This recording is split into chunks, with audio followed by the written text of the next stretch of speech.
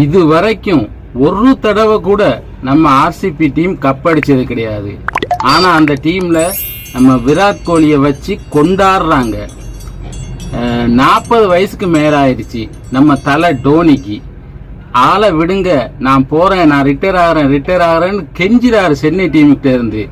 ஆனா சென்னை டீம்காரங்க விடவே மாட்டேங்கிறாங்க, இன்னும் அவரை வச்சு கொண்டாடுறாங்க. நீங்க கேப்டன் பதவி எனக்கு வேணாண்டு அவர் சொல்லியும், நீங்க கேப்டனா இல்லாட்டியும் பரவாயில்ல, எங்க டீம்ல நீங்க இருந்தா போதும் அப்படின்னு சொல்லிட்டு, நீங்க விளையாடாட்டியும் பரவாயில்ல, சும்மா ஒரு ஆளா நின்றா கூட போதும் அப்படின்னு சொல்லி அவரை விடவே மாட்டேங்கிறாங்க நம்ம சென்னை டீம்.